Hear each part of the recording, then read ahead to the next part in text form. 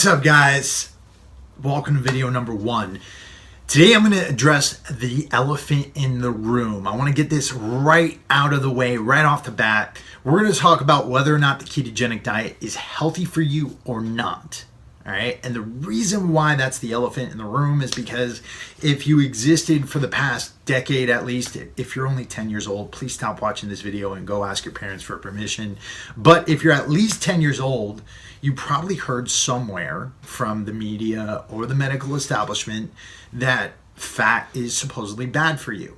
It's claimed that fat is the leading cause of things like heart disease and diabetes and cancer, and you name it, fat has been blamed for it.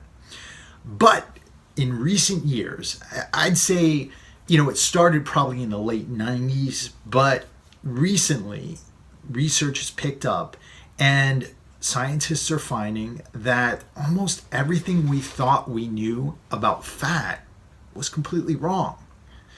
Fat was probably never a cause of heart disease. And in fact, this premise started not with the medical establishment, but with journalists. Journalists like Gary Taubes and Nina Teicholz, they've written magnificent books. And in fact, if you check out some of the free interviews I've given you, you'll find my interview with Gary Taubes, where he actually goes through the history of how saturated fat was vilified in favor of things like sugar and wheat. And the thing was that there was kind of like a huge cover-up within the medical establishment to promote low-fat diets in favor of high-carbohydrate diets. And in return, the heart disease problem never got better. And in fact, today we're facing rates of obesity. I think it's like a third of the United States population that is currently obese, and a third of the United States population that is pre-diabetic. I mean, we are in dire straits because the way we've been eating for the past 50 years and things like the food pyramid really haven't helped us very much. So this doesn't really address the question, but you're probably wondering, well, still, is fat really good for me? And here are the facts. Number one, fat, particularly saturated fat, provides the precursors for all of your hormones. So what does that mean? That means things like testosterone and estrogen and pregnenolone, all hormones that keep your body in a normal and high-performing state. They're all derived from cholesterol. And if you don't have enough cholesterol in your diet, you don't produce enough of these hormones. And so what have we been seeing over the past 50 years? We've been seeing lower and lower testosterone rates amongst men. We've been seeing estrogen dominance in women. And what does that mean? That means that their estrogen is out of balance with the rest of their hormones. And so we're seeing a lot of diseases, a lot of depression, a lot of mental illness, a lot of problems because of hormonal imbalance. Now, it's probably not just to do with the low fat consumption. There's probably a lot of factors there, but this is just to let you know what fat does in the body. Fat can also help to alleviate inflammation, particularly omega-3 fatty acids that come from very fatty fish. By far, we've been consuming too much omega-6 fatty acids. Now, in nature, omega-3s and omega-6, they balance each other out.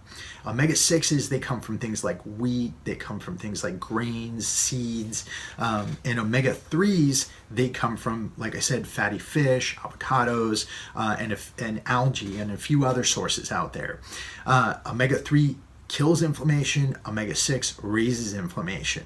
But the problem is we get too much omega-6. We still need it, it's an essential fatty acid, but we get too much of it because of the amount of carbohydrates we consume. So people are suffering from more and more inflammation, which also leads to things like heart disease, diabetes, and cancer. Now, beyond this, what else do we want to know about fats and the benefits of a high-fat diet? Well, number one, if you're consuming carbohydrates and fueling yourself with carbohydrates all of the time, you're also releasing lots and lots of insulin. Now, if you're releasing lots of insulin and you're on a high carbohydrate diet, what happens? Well, the amount of insulin that you secrete, if you're secreting it regularly, if it's floating around in your bloodstream, that is going to prevent you from ever mobilizing fat, right? And so you're not going to be able to burn fat in a state where insulin is floating around your bloodstream. When you go onto a high fat, low carbohydrate diet, it reduces the amount of insulin that you're secreting, and it allows you to begin to burn your own fat stores for fuel, which I'll get into in a second. Beyond this, what else does fat do? Fat provides a really lasting, slow burning source of energy. So when you consume some carbohydrates, basically what happens is your blood sugar goes up, insulin gets released, and insulin's job is to bring your blood sugar back down to baseline. As insulin lowers your blood sugar, you get hungry again.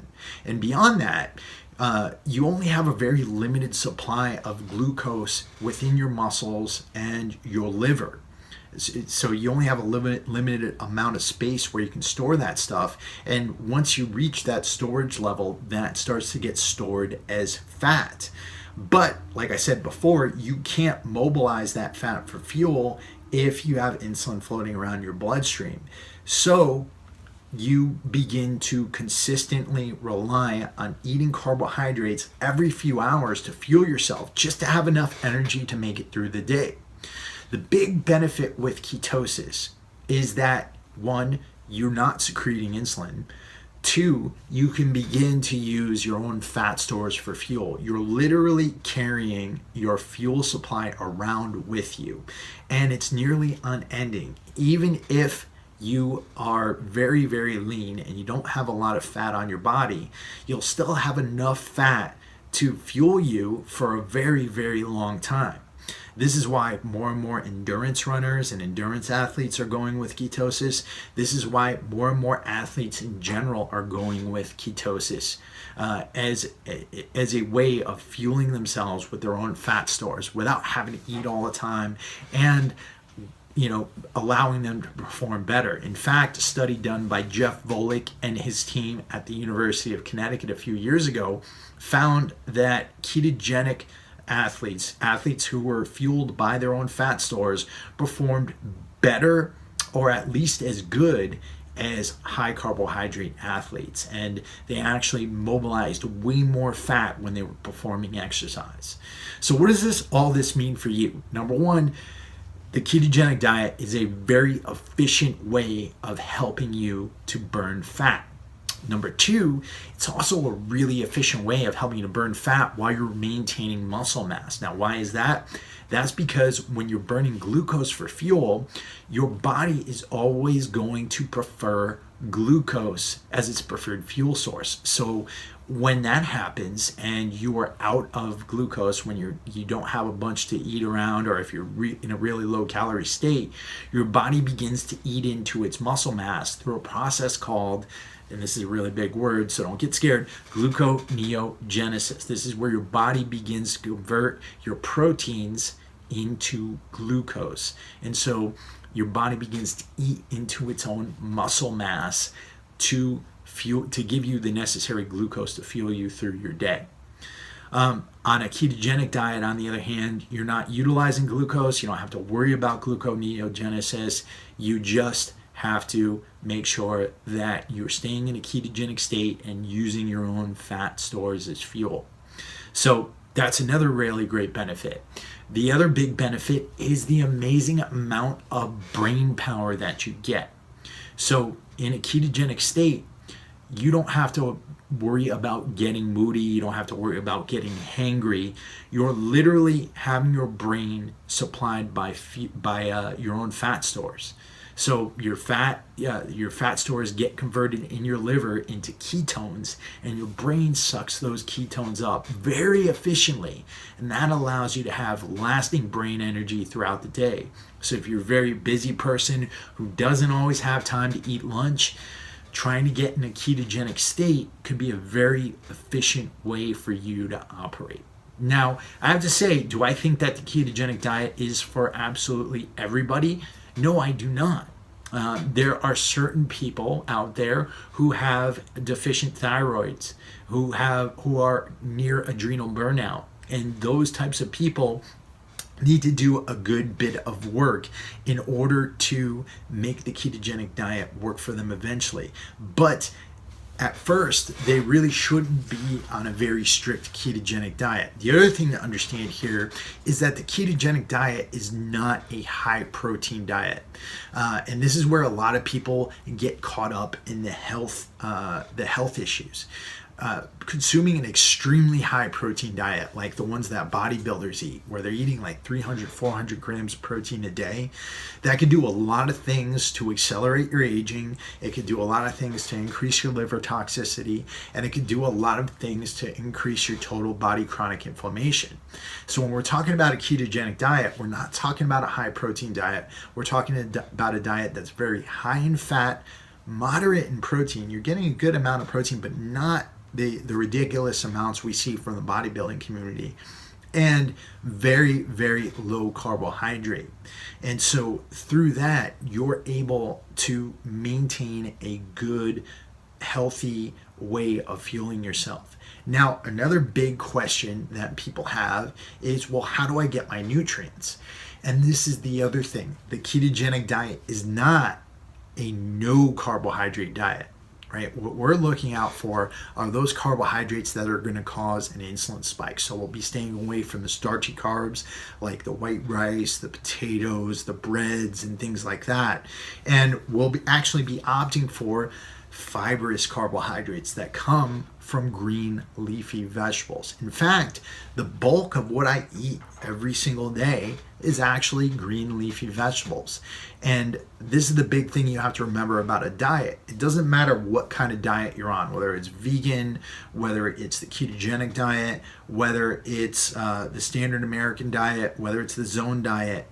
The only two things that matter to make your diet healthy are, one, the nutrient density, and two, the digestibility. So what does that mean? You want highly nutrient dense food, and I'm talking about micronutrients, vitamins, minerals, essential fatty acids. You want to make sure that your diet is packed with those, regardless of what kind of diet you're on. Two, you want to make sure that it's digestible.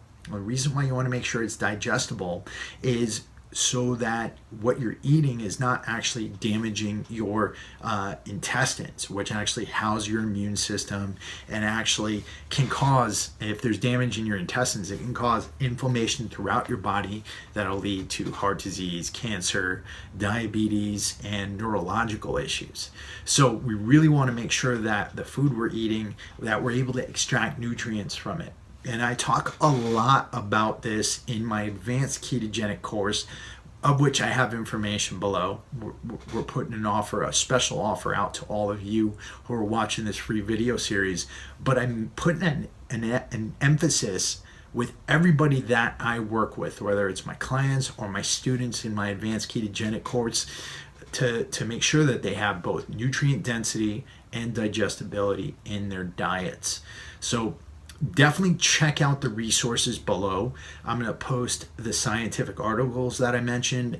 I'm going to post the free keto adaptation guide, and that's going to be very important because tomorrow I'm going to send you a video about how to get into ketosis quickly, and I'm going to post an article below that it's a heavily scientifically referenced article that talks about why saturated fat is not as bad for you as you probably thought it was.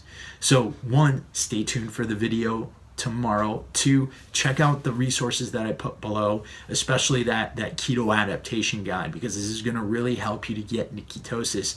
And three, if you're interested, check out my advanced keto course below. It's actually really inexpensive and it's a one-time fee, and you get so much value in everything. Everything I do, I try to over-deliver, and I try to give you more than you'd expect, and you'll find that in that course too. So check out all that stuff, and I will see you in tomorrow's video on getting into ketosis